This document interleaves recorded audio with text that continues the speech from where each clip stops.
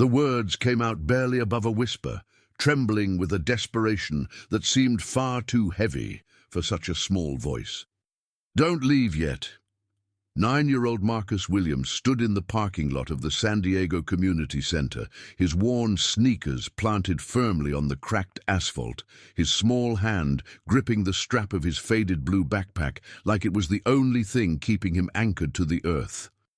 His eyes, deep brown and glistening with unshed tears, were fixed on the 3 men in military uniforms who had just finished their presentation inside. Those 3 words, spoken by a child who had learned too early that everyone eventually leaves, would change the course of 5 lives forever.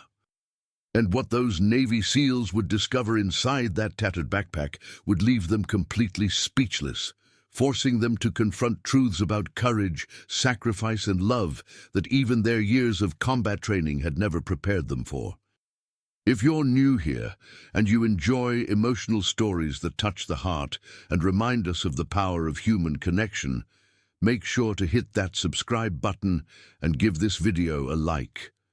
Your support helps us bring more stories like this one to life. And trust me, you won't want to miss what happens next. The late October sun hung low over San Diego, casting long shadows across the city as the afternoon gave way to the golden hour that photographers loved. The Santa Ana winds had been blowing for 3 days straight, carrying with them the dry heat from the inland deserts and the faint scent of distant wildfires. The palm trees along Harbor Drive swayed in rhythmic waves, their fronds rustling with a sound that reminded longtime residents of whispered secrets. It was the kind of evening that made even the most hardened San Diegans pause and appreciate the beauty of their coastal city. The kind of evening that seemed designed for endings and beginnings, for moments that would be remembered long after the sun had disappeared into the Pacific. Lieutenant Commander Derek Morrison stepped out of the community center and took a deep breath of the warm, dry air. At 34 years old, he had spent 12 years as a Navy SEAL, completing 7 deployments to some of the most dangerous places on Earth. He had earned the Silver Star, 2 Bronze Stars, and a Purple Heart. He had seen things that would haunt most people for the rest of their lives, had made split-second decisions that determined who lived and who died. Yet nothing in his extensive training, nothing in all his years of preparing for every conceivable scenario, had prepared him for the small boy standing 10 feet away, looking at him with eyes that held more pain than any child should ever know. Derek stood 6 feet tall, with broad shoulders that spoke of years of physical training, and a posture that commanded respect without demanding it. His brown hair was cut military short, and his blue eyes had a way of looking at people that made them feel both seen and evaluated. He had a small scar above his left eyebrow from a training accident years ago, and his hands were calloused from years of handling weapons and equipment. But despite his intimidating appearance, there was a gentleness in his demeanor, a warmth that emerged whenever he interacted with children or families. "Hey there, buddy," Derek said, his voice automatically shifting to the gentle tone he used when visiting wounded warriors at the VA hospital. "Did you enjoy the presentation?" Marcus nodded slowly, his grip on the backpack strap tightening until his knuckles turned white. The backpack itself was a relic, probably third-hand judging by the number of patches and repairs visible on its surface. The blue fabric had faded to a grayish hue, and one of the zippers had been replaced with a safety pin, but Marcus clutched it as if it contained everything precious in his world. Behind Derek, 2 other SEALs emerged from the building. Senior Chief Petty Officer James "Hawk" Hawkins was a mountain of a man, standing 6'4" with shoulders that seemed to span doorways. His dark skin gleamed with a thin sheen of sweat from the stuffy community center, and his shaved head reflected the afternoon light. Despite his intimidating appearance, Hawk had raised 4 daughters and had a reputation among his teammates for being the biggest softy on the team. He could bench press 400 pounds and had once carried a wounded teammate 3 miles through enemy territory, but he also cried at his daughter's dance recitals and kept a worn copy of Goodnight Moon in his go-bag because he had read it to all his girls when they were babies. The third man was Petty Officer First Class Miguel Santos, the youngest of the group at 28. Miguel had grown up in the barrios of East Los Angeles, had lost his older brother to gang violence when he was 16, and had channeled his grief and anger into becoming one of the most skilled combat medics in the SEAL community. He had a tattoo on his forearm that read, "Para mi hermano," and a smile that could light up the darkest room. His dark hair was slightly longer than regulation allowed, a small rebellion that his superiors tolerated because of his exceptional skills and dedication. Miguel had a gift for connecting with people, for seeing past their defenses to the humanity beneath, a skill that made him invaluable both in combat and in community outreach programs like this one. The three men had been conducting a community outreach program, visiting schools and community centers throughout San Diego to talk about leadership, discipline, and the importance of education. It was part of a Navy initiative to connect with local youth and provide positive role models in underserved communities. They had given this presentation hundreds of times, had answered countless questions about training and missions, had posed for photos with children who dreamed of wearing the trident someday. But something about this particular child, something about the way he stood in that parking lot, made all three of them pause. "You guys were really cool in there," Marcus said, his voice small but steady, "when you talked about never leaving anyone behind." Derek exchanged a quick glance with his teammates. The boy had been sitting in the back row during the presentation, Derek remembered now. He had noticed him because while other children fidgeted and whispered to each other, this boy had sat perfectly still, his attention unwavering, his eyes tracking every movement, absorbing every word like someone dying of thirst drinking water. "Thanks, little man," Hawk said, crouching down to bring himself closer to Marcus's eye level. Even crouched, he was still nearly as tall as the boy standing. The movement made his joints pop, a reminder of the toll years of service had taken on his body, but he ignored it. "What's your name?" Marcus Williams." "Well, Marcus Williams, that's a strong name. Got some good history behind it." Hawk smiled, the expression transforming his stern face into something approachable. "You got someone picking you up?" The question seemed to cause physical pain. Marcus's face flickered with an emotion that the three men recognized immediately, though they had never expected to see it on a child's face. It was the look of someone who had been abandoned so many times that they had stopped expecting anything different. It was the look of resignation mixed with a sliver of hope so painful that it would have been kinder to have no hope at all. "My foster mom is supposed to come," Marcus said quietly, "but she's probably busy. She's got 5 other kids at the house." The community center was in the City Heights neighborhood, an area of San Diego known for its diverse immigrant population and its struggles with poverty and crime. The building itself was a converted warehouse that had been transformed into a community hub through the efforts of local volunteers and non-profit organizations. Inside, the walls were decorated with murals painted by local artists, depicting scenes of hope and unity. The basketball court doubled as an assembly hall, and the sound of children playing still echoed from the after-school program in the back rooms. The neighborhood was a tapestry of cultures and challenges. Signs in Spanish, Vietnamese, Somali, and a dozen other languages hung in store windows along the main street. Elderly women walked to the market with wheeled carts, while young men gathered on corners, some looking for opportunity and others looking for trouble. It was a neighborhood that had seen better days and was fighting hard to see better days again.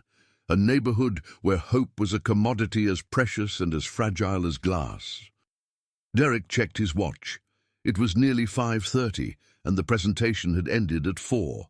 They had stayed afterward to answer questions and take photos with some of the kids, but most of the families had already picked up their children. The parking lot, which had been full of minivans and sedans an hour ago, now held only a handful of vehicles, including the black Suburban the SEALs had arrived in. "How long have you been waiting, Marcus?" Miguel asked, his medic's instincts already assessing the boy. Marcus was small for his age, with the slight frame that sometimes indicated inconsistent meals. His clothes were clean but clearly second-hand. The knees of his jeans worn thin and his sneakers held together with what looked like duct tape carefully wrapped around the toe. His hair needed cutting, and there were dark circles under his eyes that spoke of sleepless nights. "I don't know. A while, I guess." Marcus shrugged, the gesture practiced and dismissive, as if waiting was simply a part of life that didn't deserve attention or complaint. The 3 SEALs looked at each other, a silent conversation passing between them in the way that only men who had trusted each other with their lives could communicate. They had developed this wordless communication through years of operating in situations where a spoken word could mean death, where understanding your teammates' intentions was as important as understanding your enemies. Derek gave a slight nod, and the decision was made.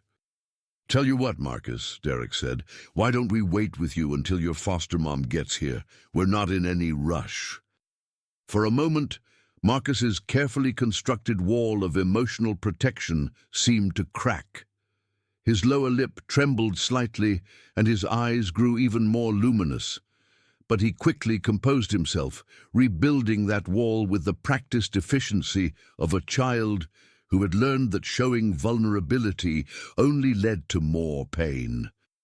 It was a defense mechanism that would have impressed any psychologist, but to the 3 men watching, it was heartbreaking. "You don't have to do that," Marcus said. "I'm used to waiting."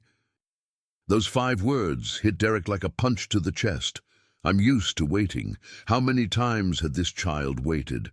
How many times had he watched other kids get picked up while he remained, hoping that this time would be different, that this time someone would come?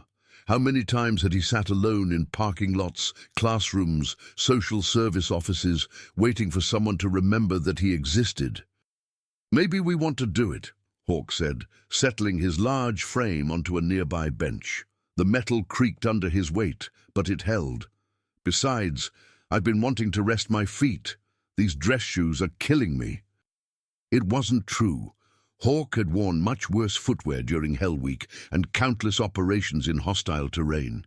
He had marched through deserts in boots full of sand, had swum through freezing waters in equipment that weighed more than this boy did, had operated for days without rest in conditions that would have broken most men. But the small lie seemed to give Marcus permission to accept their company without feeling like he was a burden. "Okay," Marcus said quietly, and something in his posture softened almost imperceptibly. He moved to sit on the concrete curb near the bench, carefully positioning his backpack in his lap, where he could keep it close. Miguel wandered over to the vending machine near the entrance and returned with 3 bottles of water and a package of peanut butter crackers. He offered the crackers to Marcus with a casual gesture that suggested the sharing was for his own benefit rather than the boys'. "You hungry?" "I'm starving, but I can't eat in front of someone without sharing. My mum would come back from the grave and smack me upside the head." Marcus hesitated for just a second before accepting the crackers. "Thanks," he mumbled, and the way he carefully opened the package, the way he ate slowly and deliberately, as if making each cracker last, told the men everything they needed to know about how often he got snacks. Each cracker was held carefully, examined briefly, then consumed with small, precise bites designed to maximize the experience. The sun continued its descent toward the Pacific Ocean, painting the sky in shades of orange and pink that reflected off the windows of the downtown skyscrapers visible in the distance. The Santa Ana winds had died down slightly, though the air remained warm and dry, carrying the scent of dry grass and distant smoke from the wildfires that were an almost constant presence in California during the fall months. A few cars passed on the street, their headlights beginning to switch on as the golden hour gave way to twilight. The distant sound of a siren reminded everyone that this was still a city with its share of problems. But in this small corner of a parking lot, a temporary peace had settled. "So, Marcus," Derek said, settling onto the bench next to Hawk, "what did you like best about the presentation?" Marcus finished chewing before answering, another sign of careful upbringing from somewhere in his past, from someone who had taken the time to teach him manners before life had scattered those lessons to the wind. "I liked when you talked about the brotherhood," he said, "about how you all look out for each other no matter what, and how you never give up on your teammates." "That's the foundation of everything we do," Miguel said, leaning against the wall of the community center. "In the teams, we say that the only easy day was yesterday. Means every day is going to be hard, but you're never facing it alone." "I wish," Marcus started, then stopped himself, his eyes dropping to the ground. "What do you wish?" Hawk asked gently. Marcus shook his head, his grip tightening on his backpack. "Nothing. It's stupid." "Hey," Derek said, leaning forward, "nothing you think or feel is stupid. We're SEALs, but we're also just guys. We've all had wishes and dreams that we thought were dumb at first. I used to dream about being an astronaut when I was your age. Hawk here wanted to be a professional basketball player." "Still could be," Hawk muttered, drawing a small smile from Marcus. "Miguel wanted to be a rock star," Derek continued. "I still play guitar," Miguel protested with mock indignation. "I'm just a rock star who also happens to save lives." The banter had its intended effect. Marcus's shoulders relaxed slightly, and when he spoke again, his voice was a little stronger. "I wish I had a brotherhood like that. People who wouldn't give up on me." The words hung in the air like smoke from an extinguished fire. Derek felt his throat tighten. Hawk rubbed his hand over his shaved head, a nervous habit he had developed during his first deployment. Miguel turned away for a moment, his jaw clenched against the emotion that threatened to surface. In all their years of service, in all the horrors they had witnessed and the challenges they had overcome, this simple statement from a 9-year-old boy felt like one of the most devastating things they had ever heard. "Marcus," Derek said carefully, "can I ask how long you've been in foster care?" "Since I was 5. My mum, she couldn't take care of me anymore. She had problems. That's what they told me anyway." Marcus's voice was flat, reciting facts that had lost their emotional charge through years of repetition to social workers, teachers, therapists, and anyone else who needed to know his story. "What about your dad?" Marcus shrugged, a gesture that seemed too world-weary for a 9-year-old. "Never knew him. My mum said he was in the military, but I don't know if that's true. She said a lot of things that weren't true. When she was using, she would tell me stories. Some of them were nice, some of them didn't make sense. I stopped being able to tell which was which." The revelation struck Derek with unexpected force. A military father, absent and unknown. It explained the boy's fascination with their presentation, his questions about brotherhood and never leaving anyone behind. It explained the hunger in his eyes when they had talked about the SEAL community, the way he had leaned forward during every anecdote about teammates supporting each other. "How many foster homes have you been in?" Miguel asked. Marcus had to think about it, counting silently on his fingers, his brow furrowed with concentration. 7, maybe 8. I can't remember all of them. There was one when I was little, right after they took me from my mom, but I don't remember much about it. Then there was the one with the mean dogs. Then the one where the lady was really nice, but she got sick and couldn't take care of kids anymore. Then there was the one where—" He trailed off, his expression darkening. "That one doesn't matter. Then a couple more. Now Mrs. Patterson. 7 or 8 homes in 4 years, an average of 1 every 6 months. Derek had studied enough about the foster care system during his volunteer work to know what that meant. It meant a child who had been shuffled from placement to placement, never staying long enough to form real attachments, never feeling secure enough to call any place home. It meant birthday parties interrupted by social workers, school years disrupted by moves, friendships abandoned before they could fully form. It meant learning over and over again that caring about something or someone was a prelude to loss. "The one you're in now," Hawk said. "How long have you been there?" "3 months, but I don't think I'll be there much longer." Marcus's voice was matter-of-fact, as if he were discussing the weather rather than the fundamental instability of his entire existence. "Why do you say that?" "Mrs. Patterson, my foster mom, she's nice and all, but she's got too many kids. The baby cries all night, and the other kids need more help than me, and I'm a lot to handle, they say." "Who says that?" Derek asked, a protective edge creeping into his voice. "The social workers, the teachers, everyone, pretty much." Marcus finally looked up, meeting Derek's eyes directly with an intensity that was almost unsettling in someone so young. "I get in trouble a lot. Not bad trouble, just I don't like it when people mess with other kids, the smaller ones who can't defend themselves. There's this kid at school, Tommy, and he's got something wrong with his legs, so he has to use crutches. Some of the bigger kids were taking his crutches and throwing them away from him, making him crawl to get them. I told them to stop, and when they didn't, I made them stop." "How did you make them stop?" Miguel asked, already knowing the answer. "I pushed one of them down, and when the other one came at me, I punched him in the nose." Marcus's expression was defiant, but also somehow apologetic. "I got suspended for 3 days. Mrs. Patterson had to come pick me up, and she was real upset because she had to bring all the other kids with her." Derek felt a swell of complicated emotion. The boy had defended someone who couldn't defend himself, had stood up against bullies despite being outsized and outnumbered. It was exactly the kind of behavior that would have earned him respect in the SEAL community. But in a school environment, it was just one more mark against him, one more reason for adults to label him as a problem. "And sometimes I do my homework, but then I forget to turn it in," Marcus continued, "and the teachers think I'm not trying. But I am trying.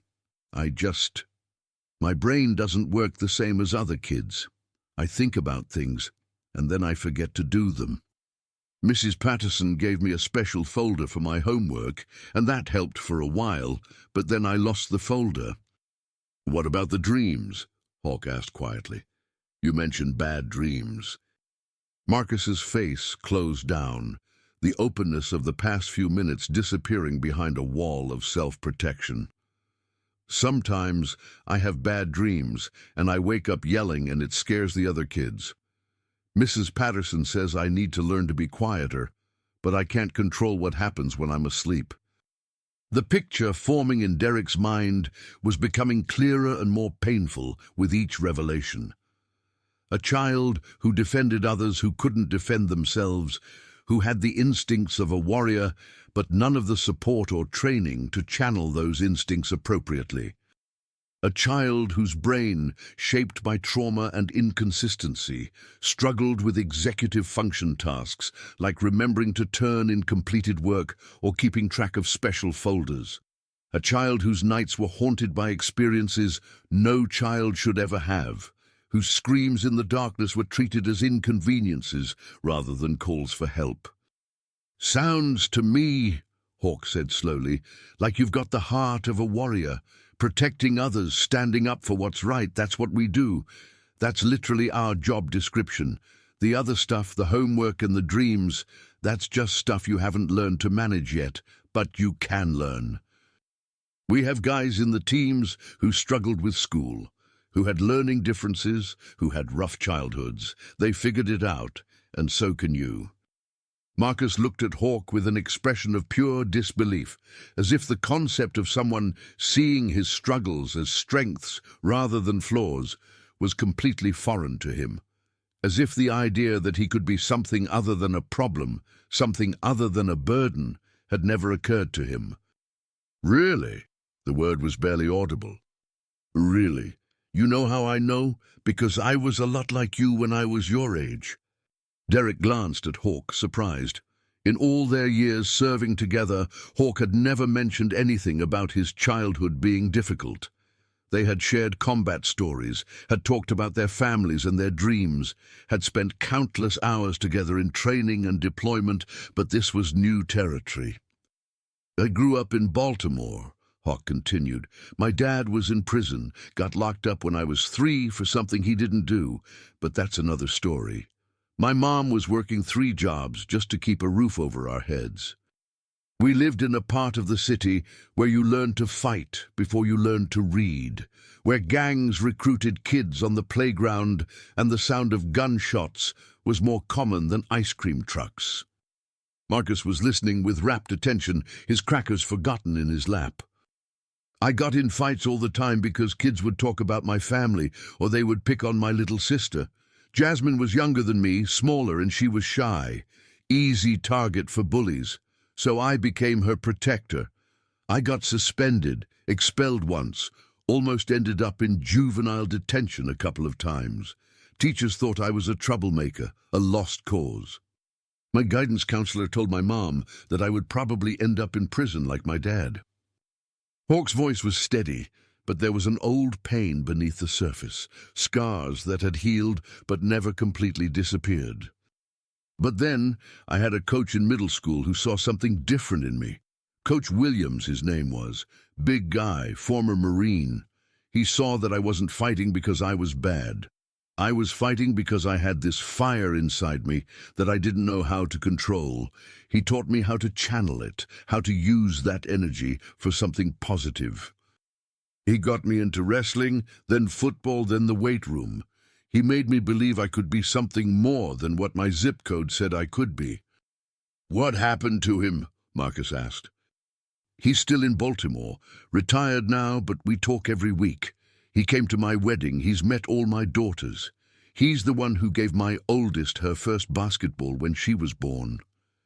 Hawk smiled at the memory, his stern face softening. "He's family now, even though we're not related by blood. That's what I'm saying about brotherhood, Marcus. It doesn't have to be about who you're born to. It's about who shows up for you, who doesn't give up."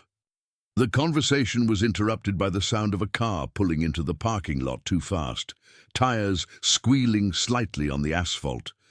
A harried-looking woman in her 50s emerged from an aging minivan, her face a mixture of stress and guilt. Her hair was escaping from a hasty ponytail, and her clothes were rumpled in the way that spoke of a day spent dealing with emergencies. She had the look of someone who was doing her best with limited resources, someone who had bitten off more than she could chew, but was too committed to spit it out. "Marcus, I'm so sorry, honey. The baby was sick, and then there was traffic on the 15, and the social worker called about next week's visit, and—" She stopped when she saw the 3 uniformed men sitting with her foster son. Her eyes went wide with a combination of surprise and apprehension. "Is everything okay? Is he in trouble?" "Not at all, ma'am," Derek said, standing up and extending his hand. "We were just keeping Marcus company while he waited. He's a great kid. You should be proud of him." The woman, Mrs. Patterson, shook his hand with a look of relief that bordered on disbelief. "Oh, well, that's good. Thank you." She turned to Marcus, her expression softening with genuine affection beneath the exhaustion. "Come on, honey. We need to get home before dinner time. Everyone's hungry." Marcus stood up slowly, his eyes never leaving the 3 seals. There was something in his expression, a desperation that seemed to be building like pressure behind a dam. He clutched his backpack close to his chest, his knuckles white against the faded blue fabric. "Thank you for waiting with me," he said formally, the words clearly rehearsed from countless goodbyes. "It was nice to meet you."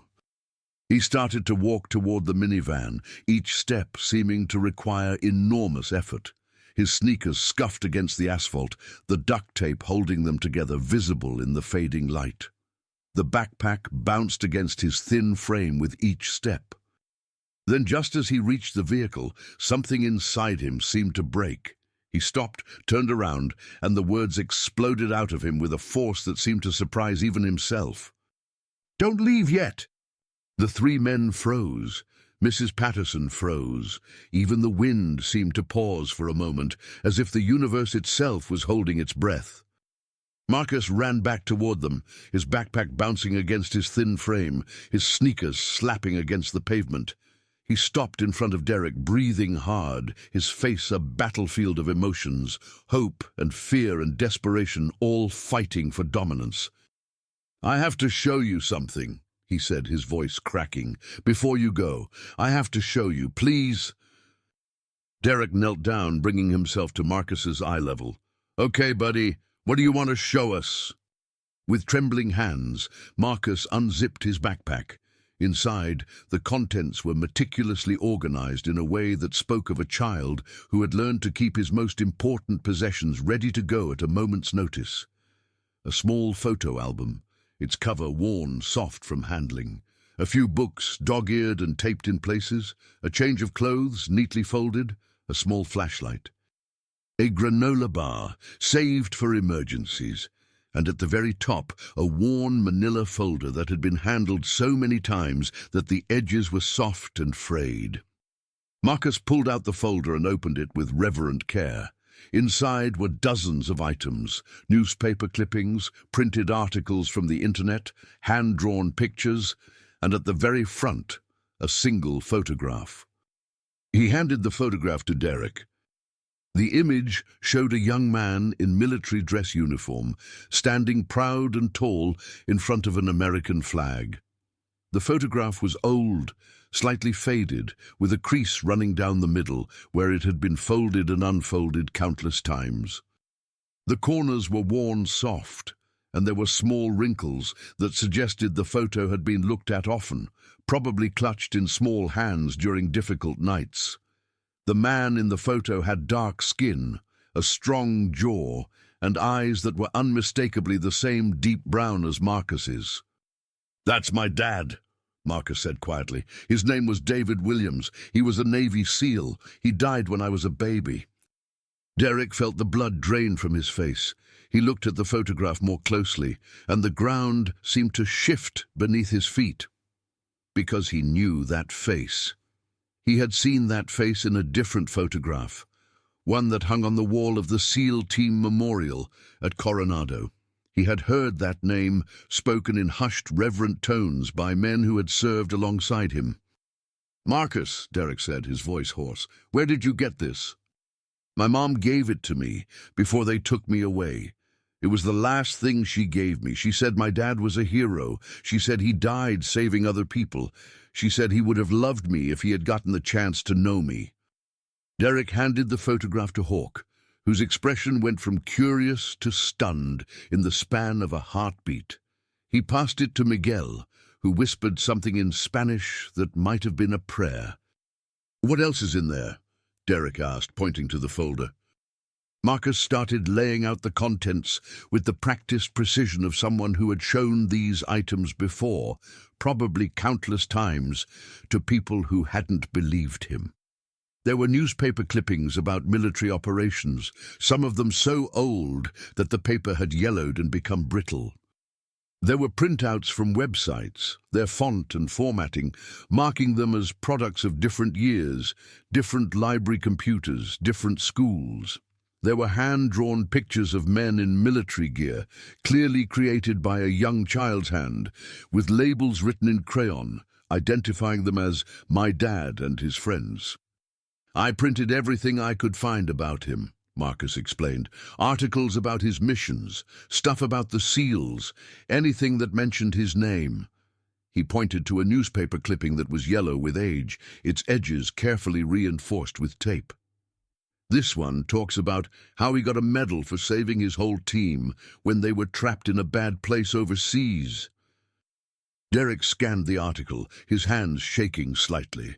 The date was from over 9 years ago. The location was redacted, but the name was clear. Petty Officer Second Class David Williams. The article described a mission that had gone wrong, a team that had been ambushed, and a young SEAL who had held a defensive position alone while his wounded teammates were extracted, ultimately giving his life so that others could survive. "I've been collecting this stuff for years," Marcus continued. "Ever since I learned how to read, I've been looking for anything about my dad. In every foster home, in every library, at every school. Some people say I'm lying. They say my mom made it up, that my dad wasn't really a SEAL. They say she just told me that to make me feel better, that she made up a hero because the truth was too sad." Marcus's voice wavered, but he pressed on. "But look," he pulled out another photograph, this one showing David Williams with a group of men in tactical gear, their faces mostly obscured, but their postures radiating confidence and capability. "I found this on a website about military heroes. That's him. That's definitely him. I know his face. I've been looking at it my whole life." Hawk put a heavy hand on Derek's shoulder. The gesture was both supportive and communicative. They needed to talk about this privately, and soon. But first, they needed to give this boy something he had been waiting his entire life to receive. "Marcus," Derek said carefully, "we believe you. We believe everything you're telling us." The boy's eyes went wide. "You do?" "We do. And I need to tell you something, but I need you to be brave, okay? Can you be brave?" Marcus nodded, his jaw set with determination that seemed borrowed from the father he had never known. "I can be brave. I've had to be brave my whole life." "We knew your father." The words landed like stones, dropped into still water. Mrs. Patterson gasped. Marcus stood frozen, the folder clutched to his chest. "What?" The word was barely a whisper. "Your father, David Williams. He served with our community, not on our specific team, but in our brotherhood. We knew him." Derek had to stop and gather himself before continuing. "He was one of the bravest men any of us ever met. His name is spoken with respect and honor in our community. He is a legend among SEALs." Miguel stepped forward, his eyes bright with unshed tears. "He saved my instructor's life during a training exercise once. The story is still told at Bud S. A guy got caught in an undertow during a night swim, and your dad didn't think twice. He just acted on instinct to protect his brother, dragged him half a mile through heavy surf in the dark. That's the kind of man your father was." Hawk nodded slowly. "I never met him personally, but I know men who did. They talk about him like he was something special. They say he had a gift for making people better just by being around him. And now, seeing you, seeing how you've been collecting these memories, seeing how you've been fighting to keep his legacy alive, I understand why. You've got his spirit, Marcus. You've got his heart." Marcus stood completely still, as if afraid that any movement might shatter this moment and reveal it to be another dream. Then, slowly, tears began to stream down his face. Not the dramatic sobbing of a child seeking attention, but the quiet, profound tears of someone whose deepest wound was finally being acknowledged. The tears of a boy who had spent his entire life asking a question that no one would answer, finally receiving validation. "Everyone always told me I was making it up," he said, his voice breaking. "They said my mom was lying to make me feel better. They said no SEAL would have left his kid alone like this. They said if my dad was really a hero, someone would have come for me by now." Derek's heart shattered. He understood now the full weight of what this child had been carrying, not just the loss of a father, but the doubt, the endless, corrosive doubt that maybe his mother had invented the hero because the truth was too painful, that maybe his father had never existed at all, or worse, had existed but simply hadn't cared enough to make sure his son would be taken care of. "Your father didn't leave you by choice," Derek said firmly. "He died serving his country. He died protecting others. And I promise you, if he had lived, There is nothing in this world that would have kept him from you. Nothing. That's not who he was. Marcus's legs seemed to give out. He sat down right there on the parking lot asphalt, clutching his folder, crying in earnest now. The three SEALs surrounded him without thinking, forming a protective barrier around this child who had spent his entire life looking for the brotherhood his father had been part of. Mrs. Patterson stood nearby, tears streaming down her own face, her hand pressed to her mouth. They stayed like that for several minutes as the sun continued to set and the sky turned from orange to purple to the deep blue of early evening. The parking lot lights flickered on, casting pools of fluorescent glow across the scene. Somewhere in the distance, a car horn honked, and the sounds of the city continued their endless symphony. But within that small circle, time seemed suspended. A child grieved, and three warriors stood guard. Eventually, Marcus's tears subsided. He wiped his face with his sleeve and looked up at the three men with an expression of wonder and gratitude that made Derek's chest ache. "Thank you," Marcus said. "Thank you for telling me the truth." "Marcus," Derek said, pulling out his phone, "I want to do something.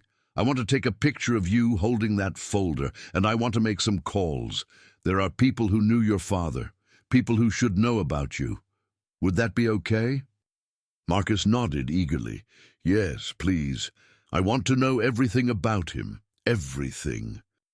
Derek took the picture, capturing Marcus with his folder of treasures, his face still streaked with tears, but his eyes now burning with hope. Then he handed the boy a business card. "This is my contact information. My personal cell phone number is on the back. I want you to promise me something, Marcus. No matter what happens, no matter where you end up, you call me if you need anything, anything at all, day or night. I don't care what time it is." Marcus took the card like it was made of gold. "You mean it?" "I never say anything I don't mean. None of us do. That's part of what being a SEAL is about. Our word is our bond. When we make a promise, we keep it." Hawk and Miguel produced their own business cards, and Marcus accepted each one with the same reverent care. "We look after our own," Hawk said, "and you, Marcus Williams, are one of our own. Your father was our brother, which means your family, you understand? You're not alone anymore." Marcus nodded, unable to speak. Mrs. Patterson stepped forward, her eyes red but her voice steady. "We really do need to go, but—" She looked at the three men with new respect. "Thank you. Thank you for doing this for him. You have no idea what this means. You have no idea how long he's been waiting for someone to believe him." "Actually," Miguel said softly, "I think we do." Marcus gathered his precious folder back into his backpack. Before he zipped it up, Derek caught a glimpse of something else inside. A small notebook, its cover decorated with hand-drawn American flags and military insignia. "What's that?" Derek asked. Marcus hesitated, then pulled out the notebook. "It's my journal. I write in it every night before bed." "What do you write about?" The boy's cheeks flushed with embarrassment. "I write letters to my dad, telling him about my day, telling him about the things I'm learning, asking him questions about what it was like to be a SEAL." He looked down at the notebook in his hands. "I know he can't read them, I know he's gone, but it makes me feel like he's still there somehow, like he can hear me." Derek had to look away for a moment, blinking rapidly against the burning in his eyes. When he turned back, his voice was rough, but steady. "That's not stupid, Marcus, that's love. And I think your dad would be incredibly proud of the young man you're becoming." Marcus smiled then, a real smile that transformed his entire face. For just a moment, he looked like any other 9-year-old, full of hope and possibility. Then he tucked the notebook away, shouldered his backpack, and walked with Mrs. Patterson to the minivan. He waved from the window as they drove away, and the three SEALs waved back, standing in that parking lot, until the taillights disappeared around the corner. The silence that followed was heavy with unspoken emotion. "Well," Hawk finally said, "that happened." Miguel kicked at a loose piece of asphalt. That kid has been carrying that around for years, looking for anyone who would believe him.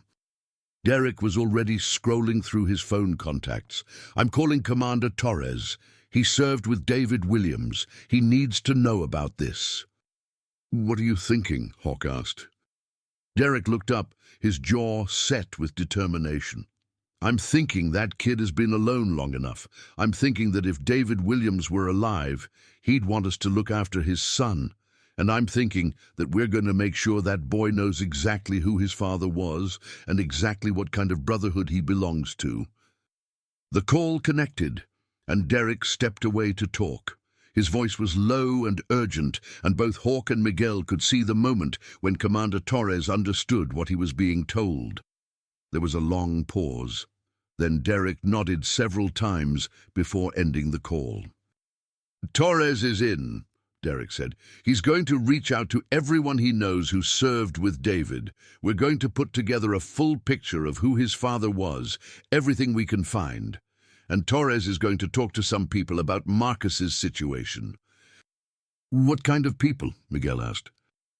The kind of people who might be able to help a kid whose father gave everything for his country. Over the following weeks, something remarkable began to happen. The SEAL community, that tight-knit brotherhood that David Williams had died protecting, began to mobilize around his orphaned son. Commander Torres made contact with Mrs. Patterson and arranged for Marcus to visit the SEAL training facility at Coronado.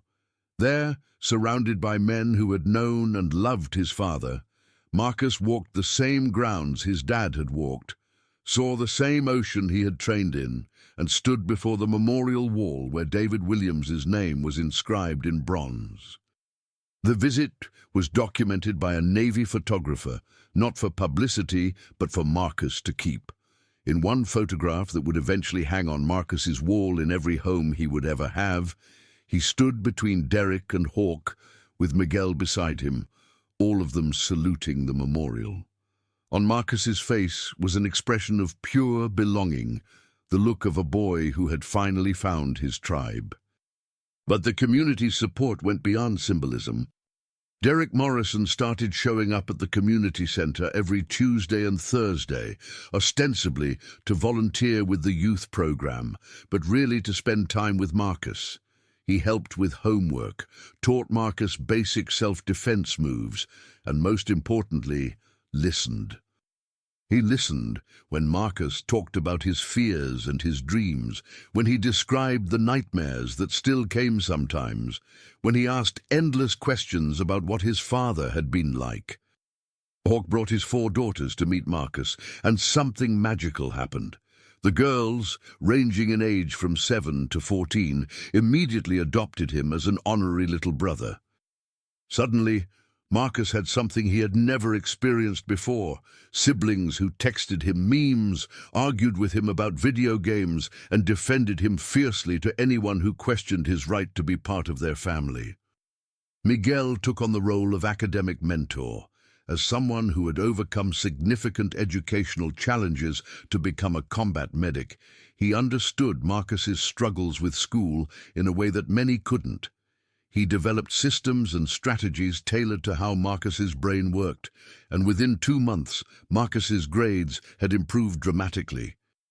More importantly, his teachers started to see the intelligent, capable child he had always been beneath the survival mechanisms. Mrs. Patterson, overwhelmed by the sudden influx of support, found herself being supported as well. Other military families in the area reached out, offering help with her foster children, providing resources she hadn't known existed. The burden she had been carrying alone was suddenly shared by a community that understood sacrifice and service. 3 months after that fateful day in the parking lot, Marcus's social worker requested a meeting with Derek. "I've been doing this job for 22 years, the social worker, a woman named Diana Chen, said as she sat across from Derek in a small conference room at the Department of Child Services. "I've seen a lot of kids fall through the cracks, but I've never seen anything like what's happened with Marcus." Derek shifted in his seat. He's a special kid. He is, and what you and your fellow service members have done for him is extraordinary. But I need to ask you something, and I need you to be completely honest with me. Diana leaned forward, her gaze intense. What are your intentions with Marcus? Derek had been thinking about this question for weeks. He had discussed it with his wife, Sarah, during long conversations that sometimes lasted until dawn. He had prayed about it, meditated on it, analyzed it from every possible angle. I want to adopt him, Derek said. My wife and I have been trying to have children for 5 years. We've done IVF. We've explored other options. Nothing has worked. He paused, gathering himself. When I met Marcus, it felt like everything clicked into place, like he was the son we've been waiting for. Diana studied him for a long moment. You understand what you'd be taking on. Marcus has significant trauma. He has attachment issues. He has behavioral challenges. This won't be easy. Ma'am, with all due respect, I've completed Hell Week, survived multiple combat deployments, and spent years training for situations that would break most people. I know what hard looks like, but I've also learned that the things worth having don't come easy. Derek leaned forward, matching her intensity. That boy is my brother's son, not by blood, but by something deeper. The SEAL community is a family, and we don't abandon our family. Marcus Williams is going to have a home, a real home, with people who will love him and fight for him for the rest of his life. I'm asking you to help make that happen. The adoption process was neither quick nor simple. There were background checks, home studies, parenting classes, and endless paperwork. Derek and Sarah Morrison jumped through every hoop, met every requirement, and never complained once. Sarah Morrison, a pediatric nurse at Balboa Naval Medical Center, had fallen in love with Marcus the first moment she met him. She had seen hundreds of children in her career, had cared for them through illness and injury, had celebrated their recoveries and mourned their losses.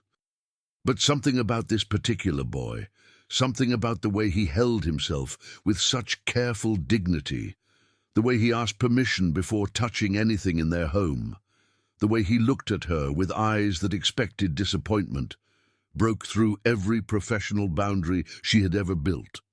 He's the one, she told Derek after that first visit, when Marcus had spent an hour looking through their photo albums with the intensity of someone studying for a life-or-death exam.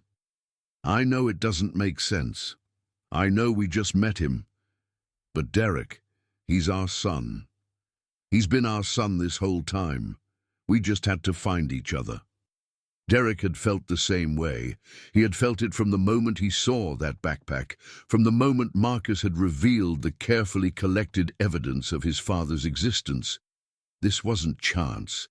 This was something bigger, something that felt like destiny or fate or whatever word people used when the universe decided to bring souls together.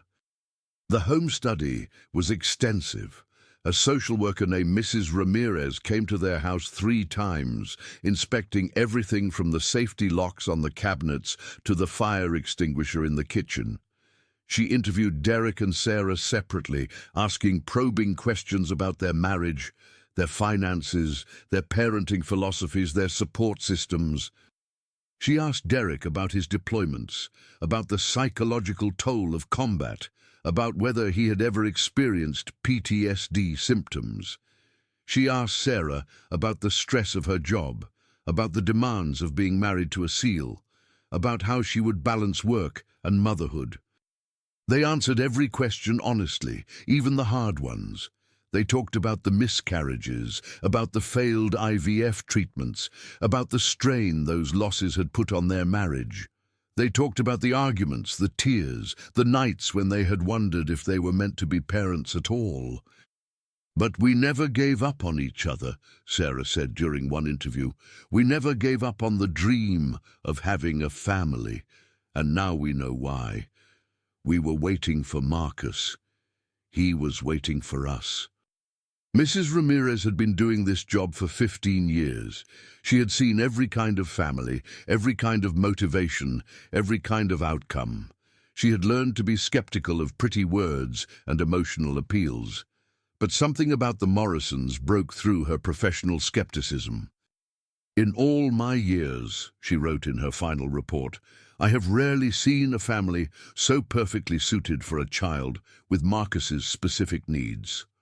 Derek Morrison has the stability, discipline, and understanding of trauma that Marcus requires. Sarah Morrison has the nurturing spirit and medical knowledge to address his emotional and physical needs. Together, they have built a home that is ready to welcome a child who has been waiting his entire life for exactly this kind of love." During this time, Marcus remained with Mrs. Patterson, but the nature of his life had completely transformed. He now had weekly visits with the Morrisons, regular contact with the extended SEAL community, and the secure knowledge that people were fighting for him instead of trying to get rid of him. His nightmares began to decrease in frequency and intensity. His grades continued to improve. Most remarkably, the defensive aggression that had characterized his behavior began to soften into something more constructive. He still stood up for other kids, but now he did it in ways that didn't get him in trouble. He organized a buddy system for younger kids at his school, partnering them with older students who could help them navigate the social challenges of elementary school. The first time Marcus called Derek Dad outside of the courtroom, it happened so naturally that neither of them realized its significance until hours later. They had been working on a model airplane together in the garage, a project Derek had started to give them something to do with their hands during their conversations.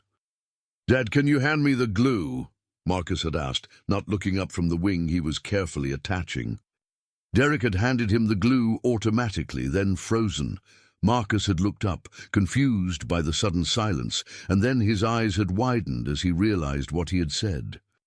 "Is that okay?" Marcus asked, suddenly uncertain. "I can call you Derek if you want. I didn't mean to—" "It's more than okay," Derek said, his voice thick with emotion. "It's perfect." That night, after Marcus had gone to bed, Derek sat in the living room and cried.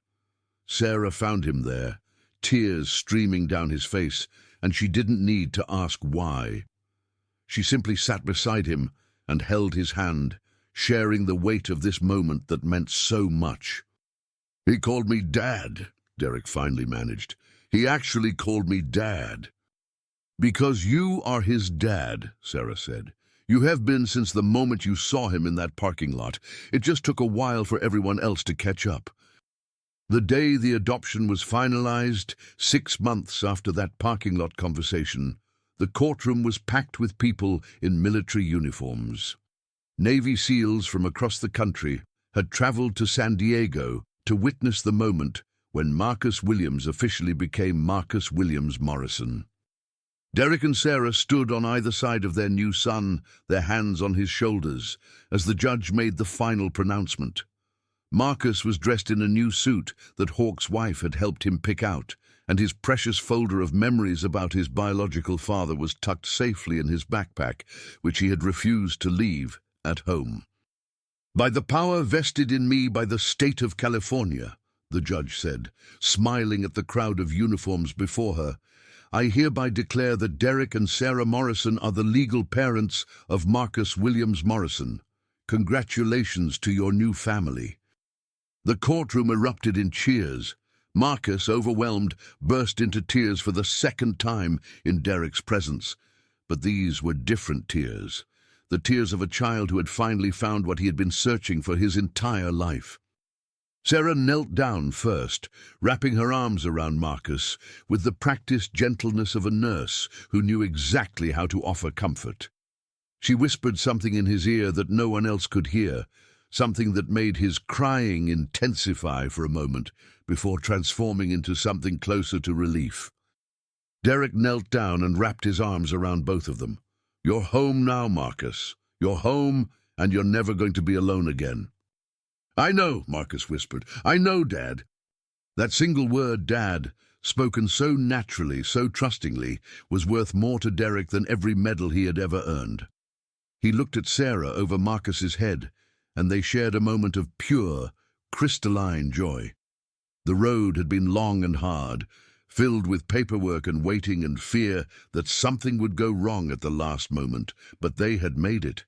They were a family. Behind them, Hawk was crying openly, not even trying to hide it. His daughters, who had travelled from around the country to witness this moment, were clustered around him, some crying themselves, and others laughing at their father's uncharacteristic display of emotion. "I told you he was a softy," Miguel said to no one in particular, wiping his own eyes with the back of his hand. Commander Torres stepped forward to shake Derek's hand. "David would be proud of you," he said quietly, "taking care of his boy. This is what brotherhood really means." The reception afterward was held at the SEAL training facility, where Marcus had been granted special permission to host his adoption party. Tables were set up under white tents, and the Pacific Ocean sparkled in the background. Children ran around playing while adults traded stories and laughter. At one point, Marcus found himself standing alone at the memorial wall, looking at his biological father's name. Derek noticed and walked over to join him. "You okay, buddy?" Marcus nodded slowly. "I was just thinking about my dad, my first dad." He looked up at Derek. "Is it okay that I still call him that, even though you're my dad now?" Derek felt his heart expand in his chest. "Of course it's okay. You have two dads now, one who gave you life and one who's going to help you live it, and they're both proud of you." "You really think he'd be proud of me?" "I know he would be. You want to know how I know?" Derek pointed at the memorial wall, at the names inscribed there. "Every single one of these men was a hero. They were brave, they were loyal, and they loved their brothers more than anything. You've got that same spirit, Marcus. I saw it the first day I met you, when you showed me what you'd been carrying in your backpack. The courage it took to research your father, to keep believing in him when everyone told you not to approach 3 strangers and share your most precious memories. That's SEAL material right there." Marcus stood up a little straighter, his chest puffing out slightly. "You think I could be a SEAL someday?" "I think you could be anything you want to be. But if you decide you want to follow in your father's footsteps, I promise you this. I will be there every step of the way, training you, supporting you, and cheering you on. And when you earn your trident, I'll be the first one to pin it on your chest." The wind picked up, carrying the salt scent of the ocean and the distant calls of seagulls. Marcus took a deep breath, filling his lungs with the same air his father had breathed during those grueling training sessions years ago. "I want to show you something," Marcus said. He reached into his ever-present backpack and pulled out the worn notebook, his journal of letters to his father. "You don't have to share that," Derek said gently. "That's private between you and him." "I want to. I want you to read the last entry." Derek accepted the notebook carefully and opened it to the marked page. The handwriting was a child's handwriting, earnest and slightly uneven, but the words were clear. "Dear Dad, today is the day I get adopted. I'm going to have a new family. Derek and Sarah are really nice. Derek is a SEAL like you, and he tells me stories about the brotherhood. I used to think you left me. I used to be mad at you sometimes, but now I know that you didn't leave because you wanted to. You left because you had to protect other people. That's what SEALs do. I'm not mad anymore. I'm proud to be your son. Derek is going to be my new dad, but you're still my dad too. I'm going to have 2 dads, which is pretty cool, I think. Derek says you'd be proud of me. I hope he's right. I promise I'm going to make you proud. I'm going to be brave like you. I'm going to protect people who need protecting. I'm going to find my own brotherhood and never give up on them, just like you never gave up on yours. I love you, Dad. I miss you every day. Your son, Marcus Williams Morrison. Derek closed the notebook, unable to speak. He handed it back to Marcus and pulled the boy into a fierce hug. He would be so proud, Derek managed, so incredibly proud. They stood there together, father and son, as the sun began its descent toward the horizon. In the distance, a formation of military helicopters flew past, their rhythmic thumping a reminder of the ongoing mission that men like David Williams had given their lives for. "Dad?" Marcus asked. "Yeah, buddy. Thank you for not leaving." Derek tightened his embrace. "Thank you for asking me to stay." The years that followed were not always easy, but they were full. Marcus thrived in his new environment, supported by parents who understood trauma and healing, surrounded by an extended family that stretched across the entire SEAL community. He struggled sometimes with the ghosts of his past.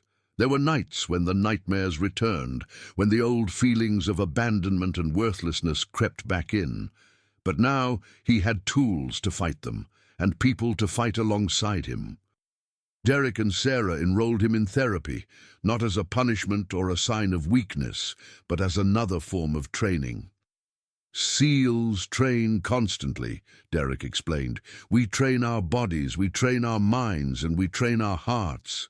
Therapy is just training for your emotions." Marcus took to this perspective immediately. He approached his therapy sessions with the same dedication he brought to everything else, working through his trauma with a determination that impressed even his therapist. By the time he reached middle school, Marcus had become something of a legend among the SEAL families. He was the orphan who had found his father's brotherhood, the boy who had refused to give up even when everyone told him to stop believing. His story was told at community events and training graduations, a reminder that the bonds of the SEAL community extended beyond the teams themselves. At 14, Marcus started his own initiative. Inspired by his experience, he called it Backpack Brotherhood, a program that connected military children who had lost parents in service with mentors from the veteran community.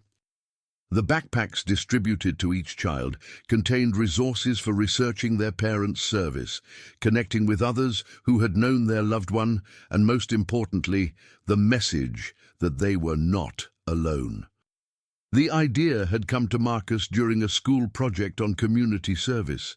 His teacher had asked each student to identify a problem in their community and propose a solution.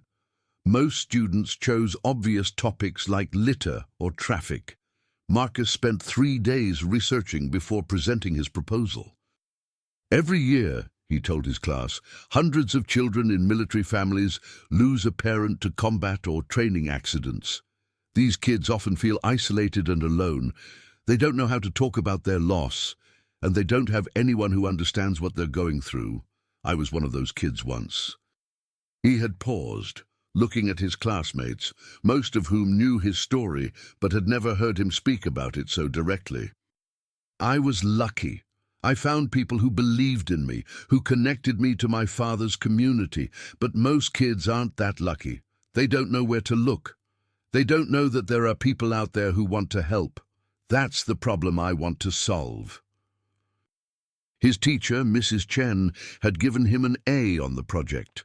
But more importantly, she had connected him with the principal, who had connected him with the school district's community outreach coordinator, who had connected him with a local veterans organization. Within 6 months, Backpack Brotherhood had distributed its first batch of backpacks to children at 3 San Diego schools. Each backpack contained a journal for writing letters to their deceased parent, a folder for collecting memories and research, a list of resources for finding information about military service, and a letter from Marcus explaining that they were not alone. "Dear friend," the letter began, "I know what you're going through. I know how hard it is to miss someone you never really knew, or someone you knew too briefly. I know how it feels when people don't believe your stories, when they tell you to move on, when they act like your loss isn't real because you were too young to remember." The letter went on to explain Marcus's own story, how he had collected articles and photographs of his father, how he had been dismissed and disbelieved, and how everything had changed when he met 3 men who saw him for who he really was. You have a community, the letter concluded. You belong to a brotherhood that stretches across the entire country, across generations of warriors. You are never alone. And if you ever need someone to talk to, someone who understands, my contact information is on the back of this letter. I'm here. I'm not going anywhere, because that's what brothers do. The program grew beyond anything Marcus had imagined. Within 2 years, Backpack Brotherhood had chapters in 12 states, had connected hundreds of children with mentors, and had been featured in national media coverage. But Marcus remained humble about his success. I'm not special, he would say in interviews. I'm just a kid who got lucky. I found someone who believed me when I needed it most. Everyone deserves that. When Marcus was 16, he received an unexpected letter. It was from the Department of the Navy, informing him that he had been selected to participate in the annual Warriors Legacy ceremony at Arlington National Cemetery. There, he would represent the children of fallen service members and speak about the impact of the SEAL community's support. The ceremony took place on a crisp October morning, exactly 7 years after the day Marcus had asked 3 strangers not to leave yet. He stood at the podium in Section 60, surrounded by white headstones stretching in every direction, and looked out at an audience that included military leaders, Gold Star families, and his own parents, both of them, in a sense, since he had placed a small photo of David Williams on the podium beside him. When I was 9 years old, Marcus began, his voice steady and clear, I carried a backpack everywhere I went. In that backpack was everything I had that proved my father was a hero. Newspaper clippings, photographs, articles I had printed from library computers. Most people didn't believe me. They thought I was making up stories about my dad because the truth was too painful. He paused, looking at the photograph of David Williams. But then I met 3 Navy SEALs who changed everything. They didn't just believe me. They showed me that I was part of something bigger than myself. They showed me that my father's brotherhood didn't end with his death. It extended to me and through me to every child who has ever lost a parent in service to this country. Marcus looked at Derek and Sarah in the front row. Derek was in his dress uniform, Sarah beside him in a blue dress that matched the October sky. 7 years ago, I asked those SEALs not to leave. I was terrified that they would disappear like everyone else in my life. But they stayed. Not just that day, but every day since. They taught me that family isn't about blood. It's about showing up. It's about keeping your word. It's about never leaving anyone behind. He straightened up, channeling the posture he had learned from years of watching his father in action, both the one he had never met and the one who had raised him. To all the children here today who have lost someone, I want you to know that you are not alone. Your parents' sacrifice created a brotherhood that will always include you. There are people who will believe your stories, who will honor your memories, and who will stand by you when the world feels too heavy to bear alone. Marcus looked directly at Derek, his voice cracking slightly with emotion but remaining strong. And to the warriors who have welcomed us into their families, thank you. Thank you for not leaving. Thank you for showing us that the bonds of service extend far beyond the battlefield. Thank you for teaching us that we are worth fighting for. The applause that followed was thunderous, but Marcus barely heard it. He stepped down from the podium and walked straight to Derek, who met him halfway. Your dad would be so proud, Derek said, his voice rough. I know, Marcus replied, both of you. They embraced there, among the graves of heroes, as cameras flashed and the crowd continued to applaud. It was a moment that would be captured in photographs that would hang in military museums for decades to come, a symbol of the enduring legacy of service and sacrifice. That evening, the Morrison family gathered at their home in San Diego. Sarah had prepared David's favorite meal, a recipe that Marcus had found in his research and insisted on honoring every year on the anniversary of his adoption. The house was filled with extended family. Hawk and his daughters, Miguel and his new wife, Commander Torres and his family, and dozens of others who had become part of Marcus's ever-expanding brotherhood. After dinner, Marcus excused himself and went to his room. He sat at his desk, opened his journal, and began to write. Dear Dad, I gave a speech today at Arlington. I stood near your grave and talked about what you meant to me, even though we never met. I hope you could hear me somehow. It's been 7 years since I found my new family, but I still think about you every day. I still carry your photo in my backpack, right next to the notebook I used to write in when I was little. Some things never change. But some things do. I'm not scared anymore, Dad. I'm not waiting for people to leave because I know now that some people stay. Derek stays. Sarah stays. The whole brotherhood stays. I'm going to apply to the Naval Academy next year. I want to be a SEAL like you, like Derek, like the men who showed up for me when I needed them most. I want to earn my place in the Brotherhood, not because I'm your son, but because I've worked for it. But even if I never make it, even if I end up doing something completely different with my life, I want you to know that you gave me something precious. You gave me a legacy to live up to. You gave me a community that has held me up when I couldn't stand on my own. Thank you, Dad, for everything. Your son, Marcus Williams Morrison. He closed the journal and looked at the collection of photographs on his desk, his biological father in his dress uniform, his adoption day photo, the memorial wall at Coronado, his backpack brotherhood launch event, years of memories, captured and preserved, telling the story of a boy who had refused to give up.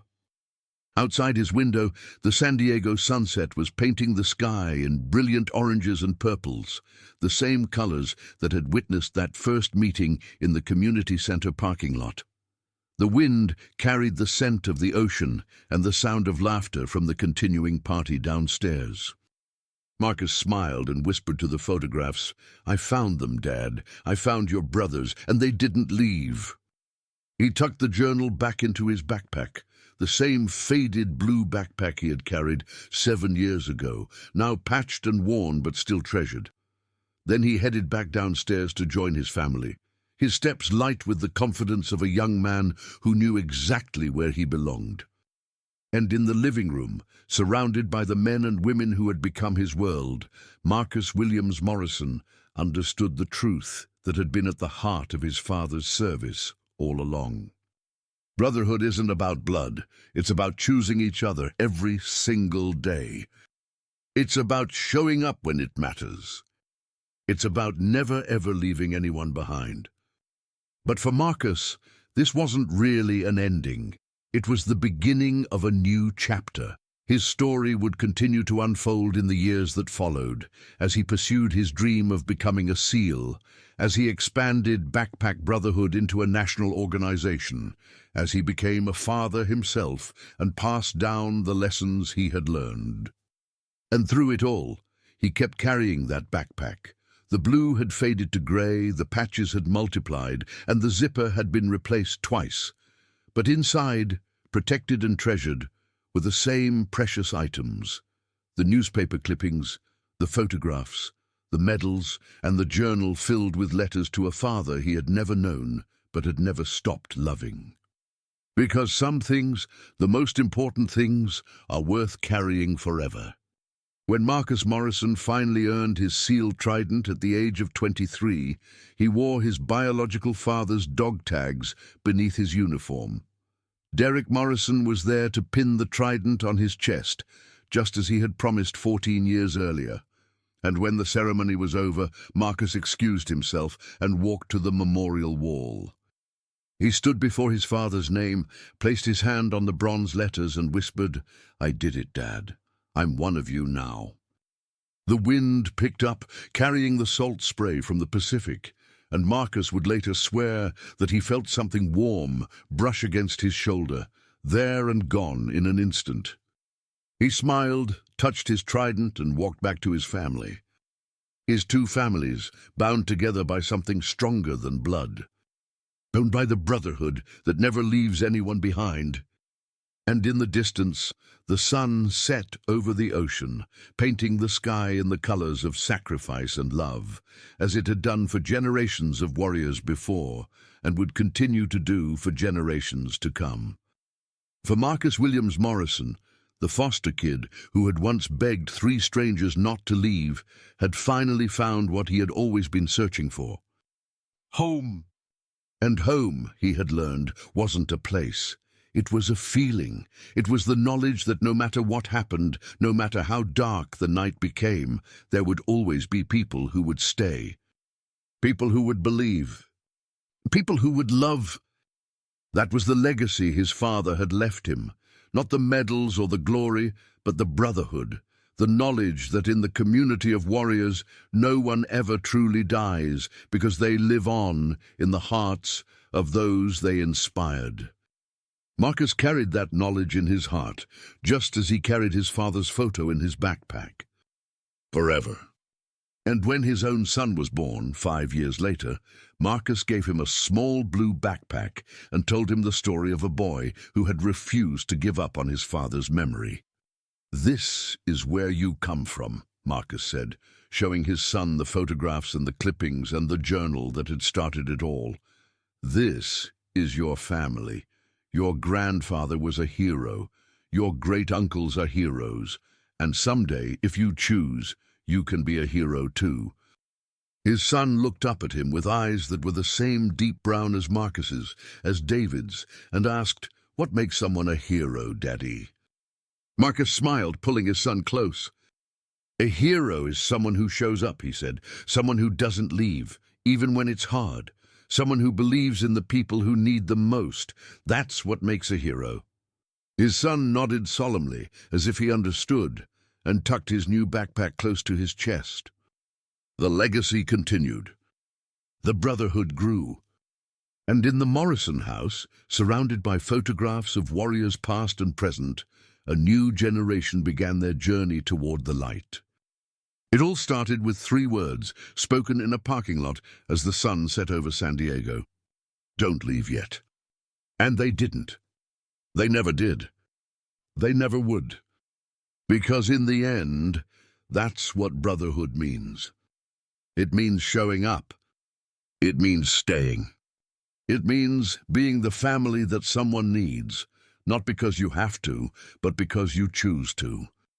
And for Marcus Williams Morrison, that choice had made all the difference. It had given him a father. It had given him a family. It had given him a home. And it had proven once and for all that even the smallest voice, even the most broken heart, can change the world. One backpack at a time. One brotherhood at a time. One love at a time. Forever. The years continued to pass, and Marcus's story became something bigger than himself. It became a testament to the power of community, the strength of chosen family, and the enduring bonds that connect those who serve with those they leave behind. He continued to run Backpack Brotherhood, even as his military career took him around the world. He mentored other young people who had lost parents to service, sharing his story and helping them find their own paths. He spoke at schools and community centers, just as those 3 SEALs had spoken at the community center in City Heights all those years ago. And every time he gave a presentation, every time he stood before a crowd of young faces and talked about brotherhood and never giving up, he watched for that one child in the back row, the one who sat perfectly still, the one whose eyes burned with questions and pain and hope, the one who carried a backpack full of memories and dreams. Because Marcus knew that child was out there. Somewhere in every audience, there was a kid who was waiting for someone to believe in them, a kid who was carrying a weight too heavy for their small shoulders, a kid who was about to ask someone not to leave. And Marcus made sure that he never left. He made sure that the brotherhood his father had been part of, the brotherhood that had saved him, continued to grow and reach and embrace every child who needed it. It was his legacy. It was his father's legacy. It was the legacy of every warrior who had ever stood on that wall and said, "Not on my watch." And it all began with a small boy in a parking lot, a faded blue backpack, and 3 words that changed everything. Don't leave yet. The most powerful words Marcus Williams Morrison ever spoke. The words that brought him home.